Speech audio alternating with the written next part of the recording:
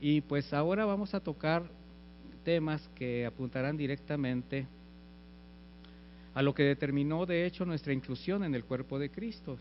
Estoy hablando de la fe, una virtud espiritual que afianza, que esfuerza, que sostiene y permite al creyente un caminar seguro, un andar confiado bajo toda adversidad, un atributo divino o puede ser una facultad del alma que conforme la ejercitamos, la fortalecemos, la afirmamos y sobre todo la dirigimos al único en el cual podemos depositar toda nuestra confianza, nos hace ligera toda carga y también nos mantiene en una esperanza viva. Estoy hablando de nuestro Señor Jesucristo. Y bueno, la fe, mis hermanos, es algo pues tan importante, tan vital, que debemos ejercitar, debemos practicar. Y en estos temas que vamos a tocar nos vamos a dar cuenta cómo la fe es algo que también tiene que crecer, en lo que tenemos que madurar. De lo contrario, corremos el riesgo de quedarnos cortos, o por qué no decirlo, muy pequeños o incompletos en el propósito que el Señor está cumpliendo en nuestras vidas. Y hoy vamos a hablar de un caminar bajo las tormentas. Así se llama esta enseñanza, bajo la tempestad. Y vamos a tomar dos versículos, mejor dicho, dos pasajes de la Biblia en el Evangelio de Mateo, que tienen cierta similitud, pero que nos van a llevar a comprender pues el crecimiento y la madurez del creyente prácticamente desde que llega a la fe y conforme va caminando con el Señor.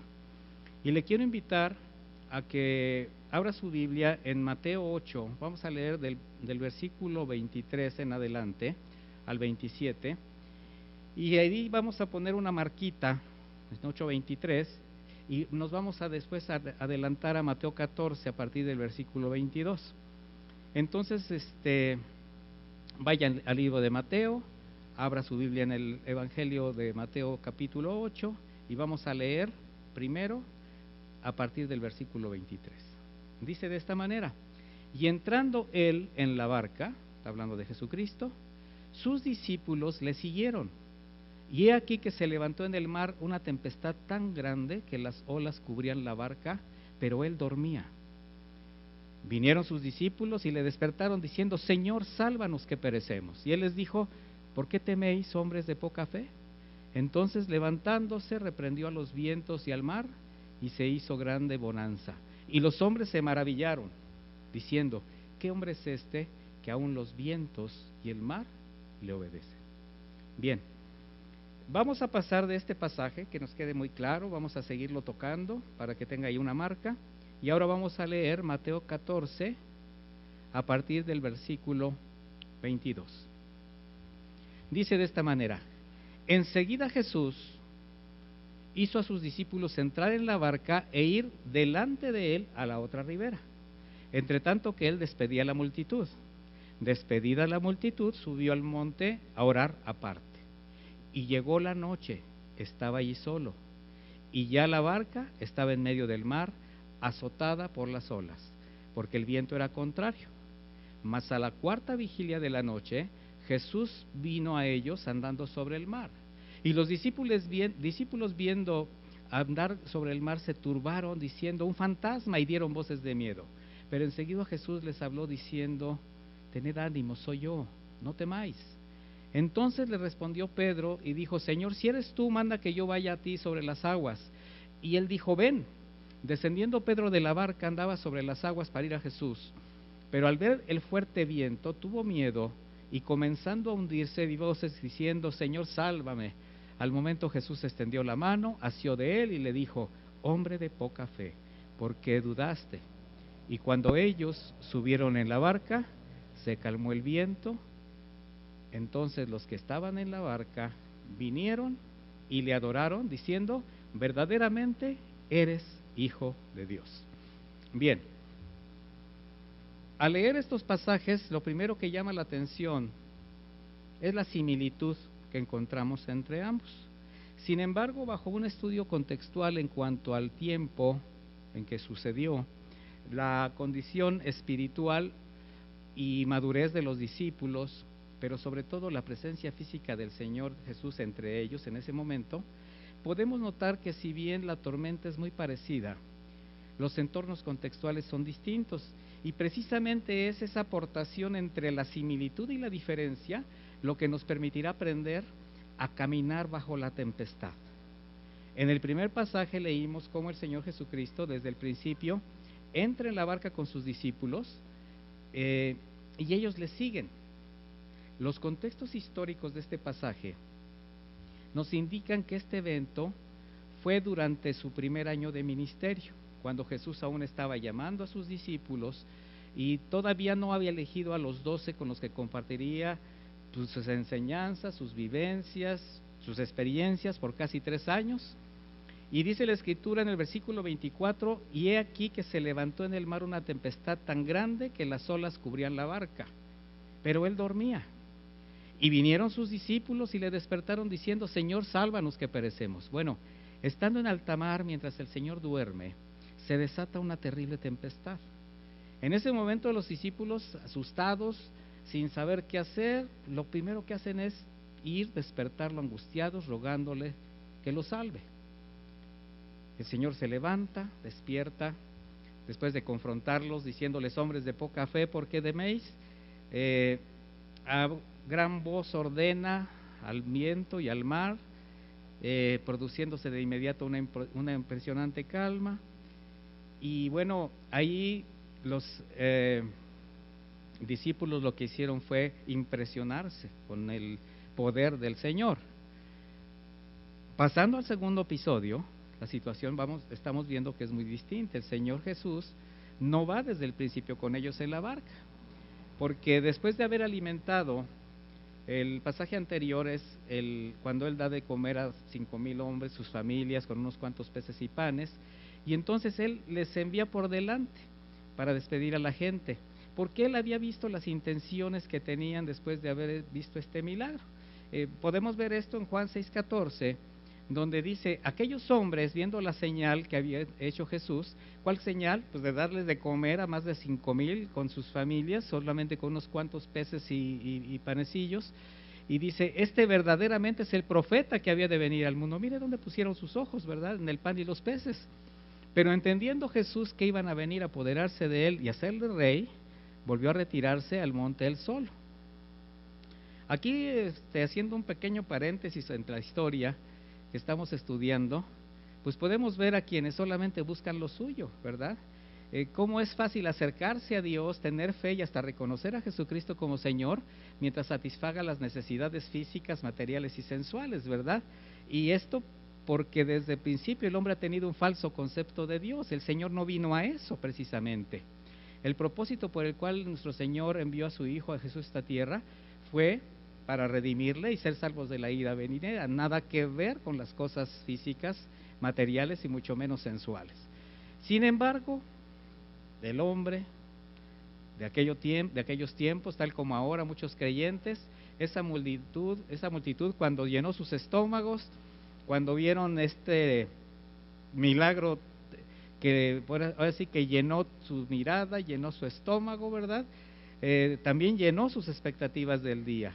Y en ese momento hasta quisieron proclamar a Rey Jesús de sus vidas, Rey a Jesús.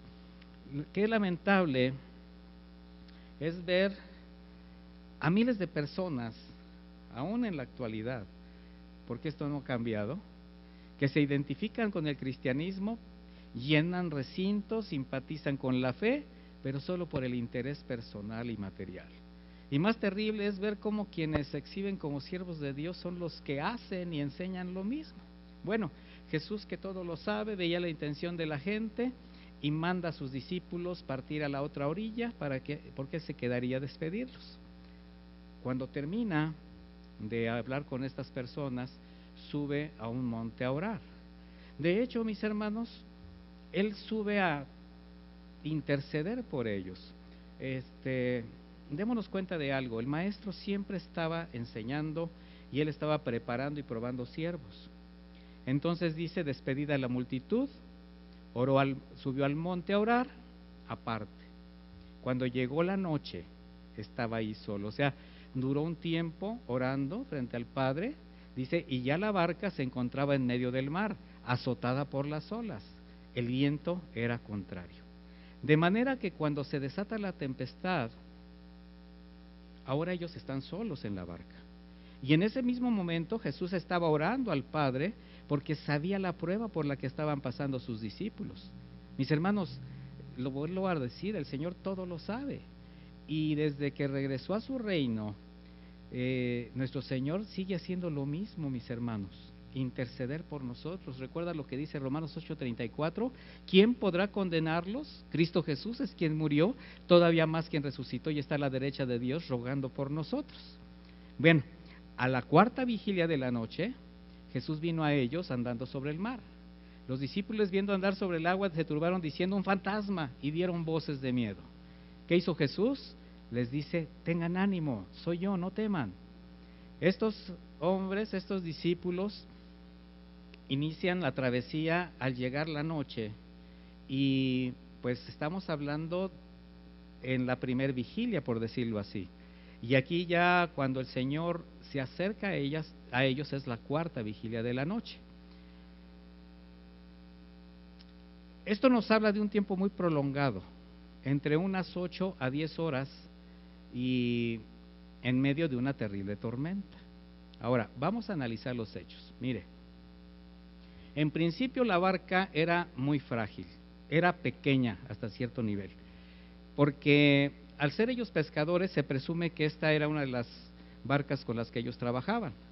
Y estas barcas medirían aproximadamente poco más de 8 metros de largo, 2,5 metros de ancho por 1,20 de alto.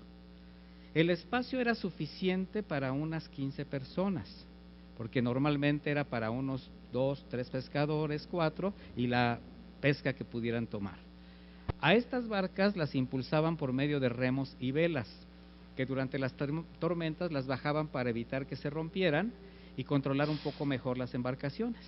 Bueno, hablábamos que la cuarta vigilia de la noche es la última, de manera que era poco más de las 3 de la mañana, la hora más oscura de la madrugada, en que casi prácticamente de la nada el Señor aparece a los angustiados discípulos. Ahora, estamos analizando los contextos. Imagine, estos discípulos fueron los que hacía poco tiempo había escogido como apóstoles. Y en ese momento, pues seguramente hasta ya se daban por muertos. Usted se podría imaginar los pensamientos y las reacciones de alguno de ellos, si no es que de todos, en medio de el fuerte viento, el terrible oleaje que los cubría por momentos. Jesús se acerca caminando y bueno, lo que podemos ver es que esto hizo de la experiencia algo muy terrible, muy traumático, que dice que les pareció ver como una figura fantasmal. De modo que cuando comparamos los pasajes vemos cómo en el primer viaje el Señor va desde el principio con ellos, y cuando se desata la tempestad estaba dormido, y aunque los discípulos se atemorizaron, al verlo cerca simplemente lo vieron, lo despertaron. Él, mirando su angustia, su evidente inmadurez, solamente ordena con autoridad al mar y al viento que se calme, y de inmediato se produce la paz. Pero en el segundo viaje las cosas cambian. Ahí sí que pasan horas de verdadera agonía. Además, al no ver al Señor físicamente con ellos, quizás algunos que fueron en el primer episodio lo hayan recordado, y ahora solamente se dan cuenta que fue Él mismo quien los envía por delante y están solos. No es difícil pensar que se sintieron abandonados. Y hasta que hayan surgido algunos argumentos en contra de Jesús, ¿se le hace familiar reacciones así? Imagínese a los discípulos comentando, diciendo, angustiados, y para esto nos llamó, hasta dejé a mi familia, mis gustos, mi comodidad. Yo he escuchado muchas palabras y frases de ese tipo con quienes el Señor ha llamado a servirle y las cosas no les van bien. Sin embargo, mis hermanos, estos pasajes nos dan un panorama de lo que representa el caminar cristiano, en cómo conforme a la medida de la fe de cada creyente, el Señor nos va llevando paso a paso por diversas circunstancias, experiencias, pero solamente con la intención de fortalecer, de animar, de afirmarlo, de prepararlo también, porque solamente Dios sabe lo que habrá de enfrentar a lo largo de su vida. Y el nivel de madurez de los creyentes, de los siervos, conforme van avanzando en la fe, se manifiesta precisamente en su respuesta, en sus reacciones inmediatas. Imagine usted si esta pandemia nos hubiera agarrado a algunos o a muchos sin pruebas anteriores que nos hayan permitido fortalecer nuestra fe. ¿Cómo estaríamos todos? Si en sí mismo esta situación a muchos creyentes, a muchos cristianos que se considerarían maduros o que simplemente se consideran cristianos, los tiene al borde del abismo, los tiene prácticamente a algunos hasta apostatando de su fe. Entonces, a manera de analogía, vamos a considerar que en ambos pasajes el mar y el viento van a simbolizar al mundo. ¿Con qué? Pues con toda su agitación, sus problemas, sus dificultades, sus peligros. Y la barca donde van los discípulos es la vida, el corazón del creyente, que se presume, Señor, vive desde el momento de su nuevo nacimiento y que ahora es guiado por su Espíritu Santo. Entonces, bajo esta analogía, el creyente va a sentir cómo en diversas ocasiones su barca va a ser azotada por las olas de un mar tempestuoso donde puede padecer el viento adverso de un mundo embravecido que se va contra él con toda su furia, en contra de su vida, de su familia, de su economía, de su entorno. ¿Le suena familiar lo que estoy hablando? Pero también, mis hermanos, podemos experimentar la suave brisa de un mar que le acaricia. Podemos apreciar la delicadeza de un viento fresco que permite encontrar la paz del Señor en toda su plenitud. Porque el Señor está tratando con nuestro carácter. Y estos pasajes nos enseñan, sin pretender en absoluto que yo quisiera establecer algún patrón establecido por Dios en el trato a sus redimidos, ¿no? Pero sí vamos a encontrar siempre alguna similitud. Y el primer pasaje tiene que ver con los creyentes al inicio de su caminar con el Señor, donde las tormentas que se levantan, la mayor de las veces, y digo la mayor de las veces porque también ha habido experiencias, tengo conocimiento de hermanos que llegan a la fe y de inmediato empiezan a pasar por tribulaciones verdaderamente serias. Sin embargo, hablando de lo que podría ser pequeñas tribulaciones, comparadas con las que algún día vendrán, ¿verdad? Y esto no debe causarnos ningún temor porque es como la propia vida, donde cada paso, a cada decisión que tomamos tiene sus propios retos, sus riesgos, y siempre habrá que asumir las consecuencias de los mismos, de las decisiones. Sin embargo, también conforme vamos avanzando, los creyentes aprenden a caminar con el Señor y aplican la palabra a sus vidas, ¿verdad? ¿Qué dice el Señor? Por ejemplo, en Mateo 6:34, no se preocupen por el día de mañana, porque el día de mañana traerá sus propias preocupaciones. Ya bastante tiene cada día con su propio mal. Estoy leyendo la versión de Dios habla hoy. Porque Dios sabe que independiente a que alguien haya creído, de manera natural, siempre habrá debilidades, temores, que va a guardar en el corazón, aunque lo vaya superando o trate de ocultarlo, y eso es normal. Y cuando alguien llega a la fe, apenas tiene una dificultad y corre a despertar al Señor en busca de ayuda, quien en su misericordia se levanta, aquieta sus tempestades y la paz del Señor llena su alma. Y yo creo que muchos hemos pasado por esa experiencia en este caminar. Y con esto no trato de decir que los creyentes con mayor tiempo en la fe, que ya están dando pruebas de madurez, incluso que sirven, pues tampoco corran al Señor cuando vienen tiempos difíciles. No, mis hermanos, todos hacemos lo mismo. Pero ¿dónde está la diferencia? En la respuesta que el Señor da. Esa respuesta soberana como consecuencia del trato que tiene para cada uno de nosotros. Por eso, en el segundo viaje, los discípulos ya fueron probados de manera muy distinta. Al tener más tiempo con Él, pues se presumía que habían aprendido del Maestro y sobre todo a confiar más en Él. De manera que la experiencia que sufrieron realmente sí fue para llevarlos al límite y con un alto grado de peligrosidad. Y todo permitido por Dios para probar su fe y su confianza en Jesús. Considerando esto, mire, Antes del primer episodio que leímos, en este paso por el mar de Galilea, la mayor parte del tiempo que pasaron con Jesús fue de aprendizaje y habían sido solamente testigos de algunas cuantas sanidades, por ejemplo, la de un leproso, el siervo del centurión, la suegra de Pedro. Sin embargo, para la segunda travesía, los discípulos ya habían pasado más de un año con el Señor Jesús, aprendiendo, incluso practicando y siendo testigos de muchos milagros, señales que alegraron su corazón y que sobrepasaron su entendimiento, como la liberación de endemoniados, sanidad a paralíticos, vista a los ciegos, voz a los mudos, le devolvió la vida a la hija de Jairo, les dio potestad a ellos mismos de hacer esos milagros, multiplicó los peces y los panes. Sin embargo, ahora, en ese momento, están aterrorizados.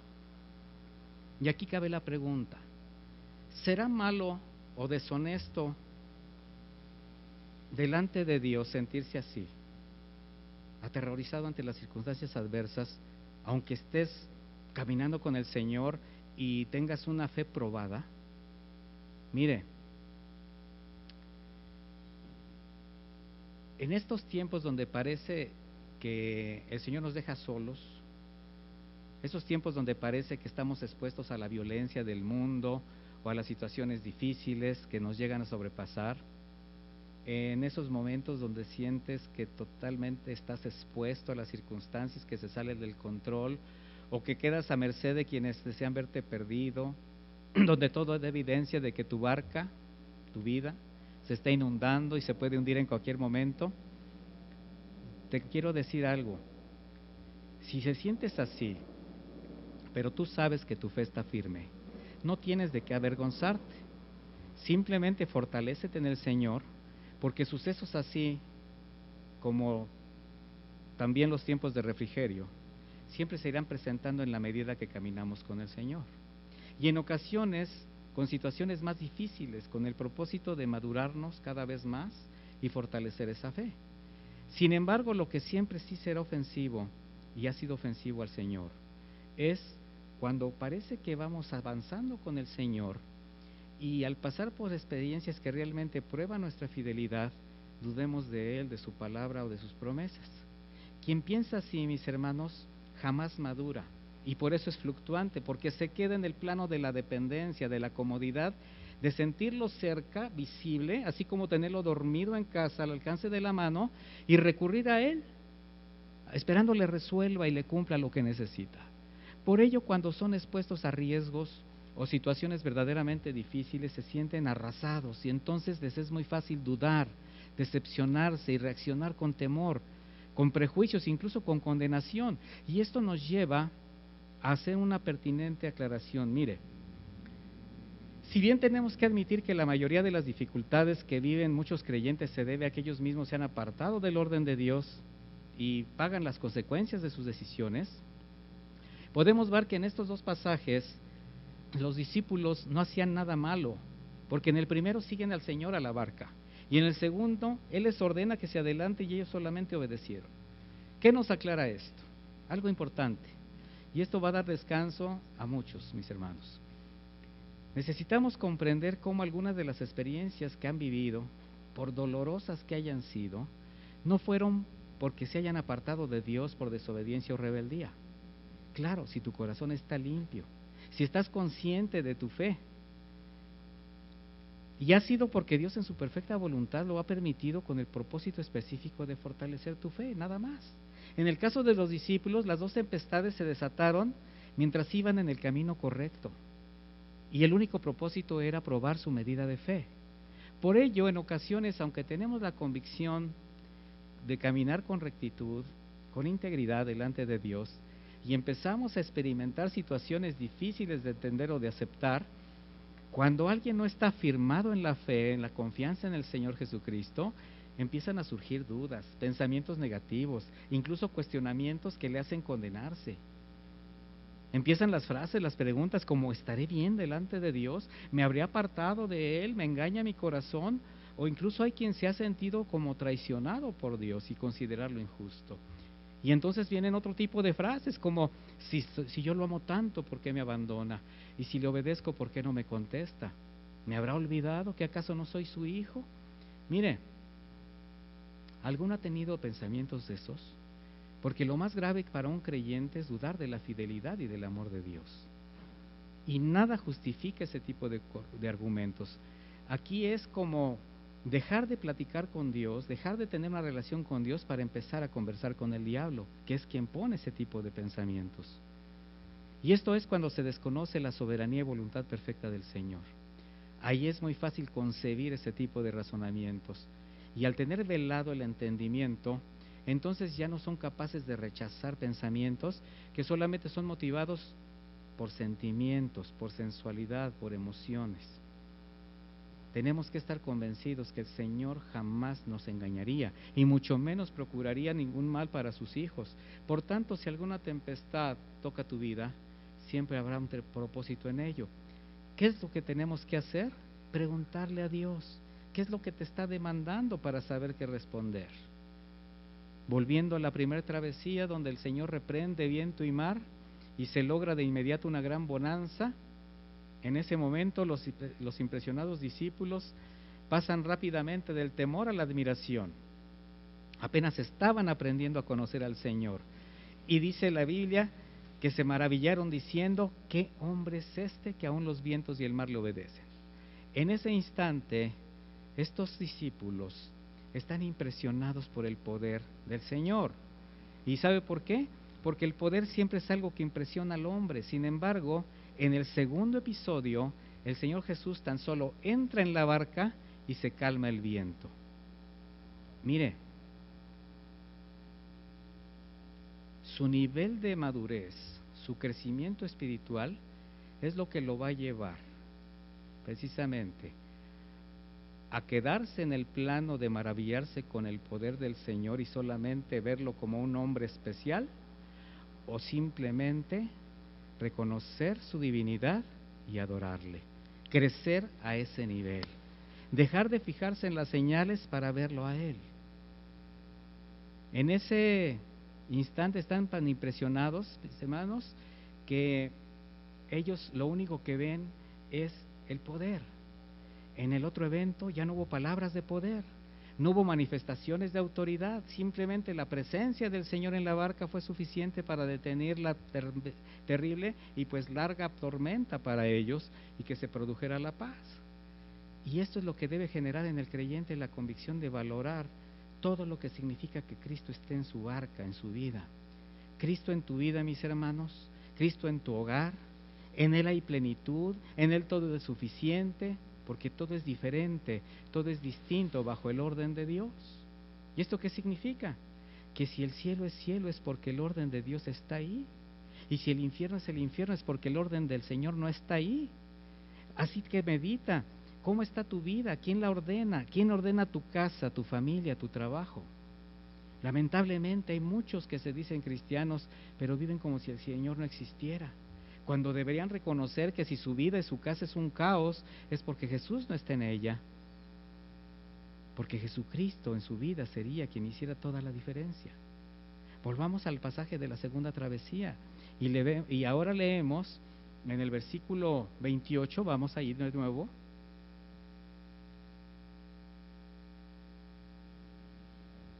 Entonces Pedro le responde, Señor, dijo, si eres tú, manda que yo vaya a ti sobre las aguas.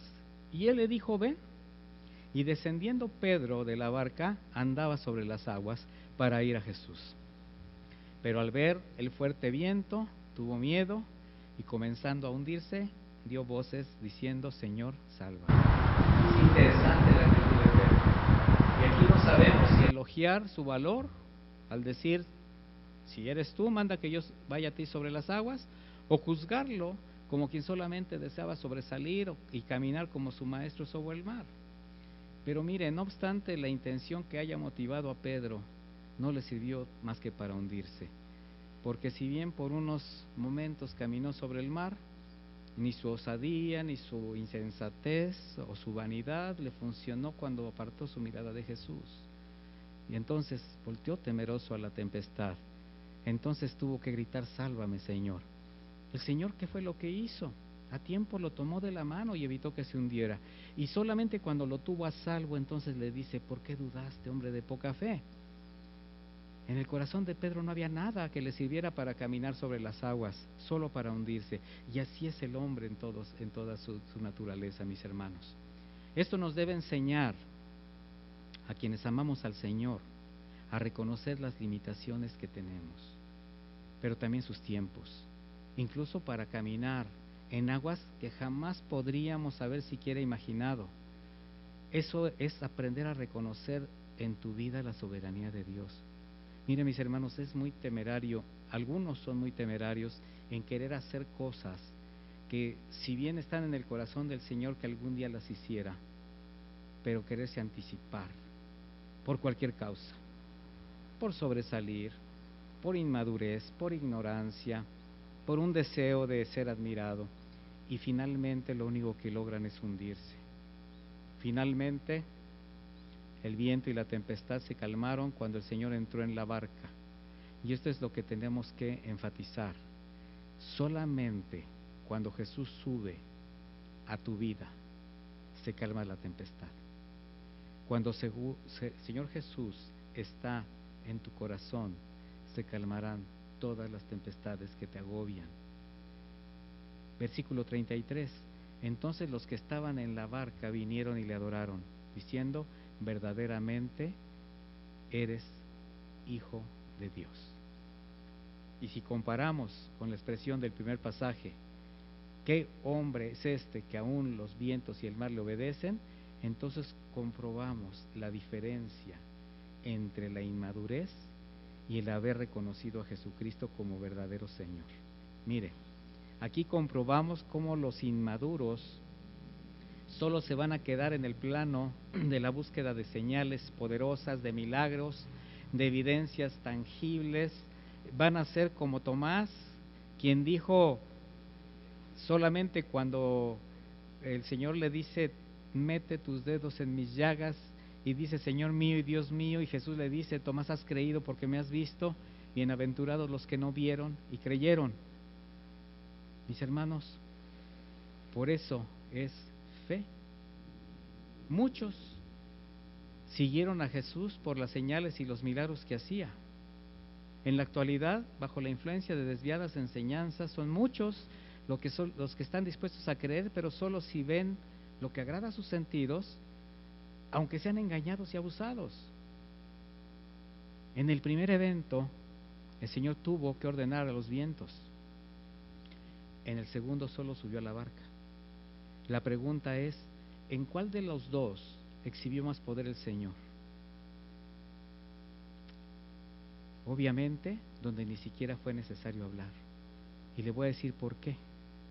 La verdadera autoridad no se exhibe a gritos, con amenaza o con violencia. Tampoco se compra o se obtiene por medio de chantajes o engaños. La autoridad se ejerce y se exhibe en el marco de la justicia de Dios, en el marco de la obediencia a sus mandamientos y el testimonio de una vida santa. De manera que esa es la autoridad que el Señor entregó a su iglesia para que fuese ejercida conforme a sus enseñanzas y ejemplo. Y precisamente este acto fue el que provocó que de inmediato los discípulos tuviesen una reacción de temor reverente, más allá de la admiración, y postrándose le dijeran: verdaderamente eres el Hijo de Dios. Quienes inician su camino en la fe, quizás les resulte muy difícil aceptar que cuando tienen dificultades el Señor no acuda de inmediato en su ayuda, pero conforme van avanzando, aprenden a soportar tiempos difíciles, de espera, con dudas, con luchas, pero también llegan los momentos en que la barca se queda sola, a oscuras, en medio de un mar tempestuoso donde las nubes provocan solamente una angustiosa incertidumbre. Hay temor indescriptible, mis hermanos, problemas sin solución, muchas horas de llanto a solas. Sin embargo, siempre a su tiempo el Señor llega, aún en la cuarta vigilia, cuando está más oscuro, cuando se han perdido las fuerzas y la esperanza. El Señor siempre llega a tiempo. El Señor con las pruebas da la salida. En el pasaje paralelo en Marcos 6:48, la escritura dice, y viéndolos remar con gran fatiga. Es decir, aquí ya expresa que el Señor veía el cansancio que les agobiaba, la desesperación. Y yo le voy a preguntar, ¿cuántos han estado remando con gran fatiga, sintiendo que no dan más, que se sienten extenuados? La noche ha sido muy larga, está más oscura, ya no se puede creer en nada, de modo que cuando llega a haber una solución del Señor, hasta parece irreal. Mire, esto es muy común. Estamos orando porque el Señor conteste, estamos orando porque el Señor dé una respuesta. Hemos hasta reclamado, ¿verdad? ¿Por qué no nos habla? ¿Por qué tanto silencio? ¿Por qué el desierto? Y cuando de repente el Señor empieza a dar una solución, normalmente decimos, no, esto no puede ser de Dios. ¿Y sabe por qué? Porque no viene de la manera como nosotros queremos. Normalmente el hombre busca lo que quiere y el Señor siempre da lo que necesitamos. De manera que los discípulos, dice, se turbaron diciendo un fantasma y dieron voces de miedo. Pero el Señor lo que dijo fue, tengan ánimo, yo soy, no teman. Si estás caminando con el Señor, siempre habrá ocasiones de soledad, de tristeza, de debilidad, de incertidumbre. Y siempre eso va a ser un buen tiempo, mi hermano, para valorar lo que tienes en Él. Nosotros hemos menospreciado en mucho las bendiciones de Dios. Lo hemos dicho reiteradamente durante estas enseñanzas anteriores. Ahora que no hemos tenido oportunidad de reunirnos, ¿cuántos han expresado su deseo de estar en la iglesia, de abrazar a sus hermanos, de poder tener la antigua normalidad? Y sin embargo no se han dado cuenta que el Señor lo que está haciendo es llevarnos a depender totalmente de Él, de no fijarnos en las señales, de no fijarnos en lo tangible, sino de fijarnos que Él está en todas partes y que siempre llega a tiempo. Él siempre llega a tiempo para extender su mano, sacarte de ese mar de angustia, de dolor, de tristeza, y entonces, cuando puedas acercarte a Él, solamente póstrate y dile con convicción, verdaderamente tú eres el Hijo de Dios, tú eres mi Señor y mi Salvador, pero porque estás convencido, porque has comprobado realmente a quién es al que tú necesitas. Desde que el Señor estuvo aquí en la tierra y a lo largo de la historia, millones han seguido a Jesús por sus milagros. Pero basta que se les diga, quien no se niega, toma su cruz y me sigue, no es digno de ser mi discípulo, para que la mayoría lo abandonen. Mi hermano, quizás tu barca, tu vida, esté pasando por un tiempo tormentoso, en medio de un mar embravecido, donde el viento es contrario, la oscuridad es muy densa, te sientes fatigado. Solamente te puedo decir algo, abre tus ojos con fe, porque Él viene caminando por encima de tus problemas, de tus aflicciones, y no es necesario que intentes algo para llegar a Él, no, simplemente reconócelo, simplemente dile, Señor, sube a la barca, sin ti está vacía, sin ti mi vida está a la deriva, hay un mundo despiadado que me quiere destruir, pero si tú estás conmigo, si llenas mi corazón, todo estará bien. La fe se tiene que fortalecer, se tiene que ejercitar como se ejercita un músculo, se tiene que animar, y solamente podemos ejercitarla en medio de las adversidades. Sí necesitamos tiempos de descanso, sí necesitamos tiempos de refrigerio, el Señor lo sabe y nos lo da, pero mi hermano, siempre nos está preparando para cosas mayores, siempre nos está preparando porque Él sabe lo que viene adelante. Nosotros en esta temporada, en este tiempo, bajo estas circunstancias, podemos quizás pensar que la noche ha sido muy larga, que la tormenta ha sido despiadada, pero mis hermanos, el Señor viene por encima de todas las cosas y solamente tenemos que esperar el tiempo y durante este tiempo fortalecer nuestra fe, porque llegarán tiempos de refrigerio, llegarán tiempos también en que volvamos a decir, abrazar a nuestros hermanos, estar juntos nuevamente, las cosas puedan volver a otra normalidad, aunque no sea lo mismo. Sin embargo, siempre habrá cosas diferentes delante. Y el Señor sí lo sabe. Y te está preparando. Y nos está fortaleciendo. Y nos está también llevando de la mano para que nosotros a la vez traigamos de la mano a otros a Él. Mis hermanos, lo he dicho y lo reitero. Tu fe probada, tu santidad, todo esto que tú inviertas es una bendición para todos los que vienen detrás de ti. Estás sembrando para tus generaciones. Estás haciendo la obra de cumplir con tu comisión. Y eso es lo que jamás tenemos que perder de vista. Así que, mis hermanos, aprende a caminar bajo la tormenta, porque el Señor va contigo. Y Pedro nos dice, y con esta escritura termino, en 1 de Pedro 4:12, amados, no os sorprendáis del fuego de prueba que os ha sobrevenido, como si alguna cosa extraña os aconteciese. No nos extrañe, no nos sea raro, antes al contrario, démonos cuenta, incluso agradezcamos que el Señor así es como fortalece nuestra fe, así es como está bendiciendo tu vida, mi vida y la de nuestras generaciones. Que Dios te bendiga. Vamos a orar. Padre, te damos gracias por tu palabra, Señor, de aliento, y darnos cuenta que tú siempre estás con nosotros, que aún dentro de las circunstancias más adversas, aún dentro de la oscuridad más densa, tú estás ahí. Que no sean las circunstancias difíciles, que no sean los problemas los que nos aparten jamás, Señor. Que nuestra fe prevalezca por encima de todo. Sabemos que las cosas no son fáciles.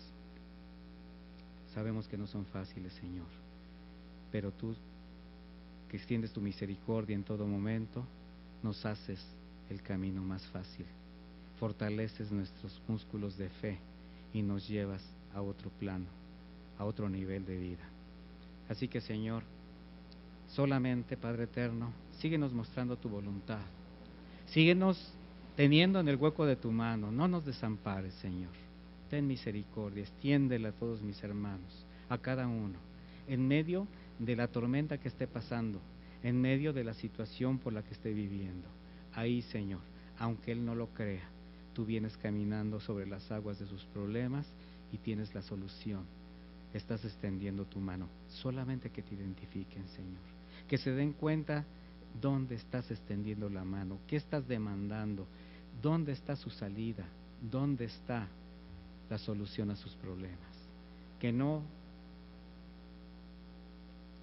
seamos tan soberbios en pretender que tu respuesta tiene que ser a nuestra medida, que nos demos cuenta que solamente tú sabes qué es lo que necesitamos. Muchas gracias, Padre eterno, en el nombre de Jesús. Amén y amén. Que Dios les bendiga, mis hermanos, y los acompañe en todo momento.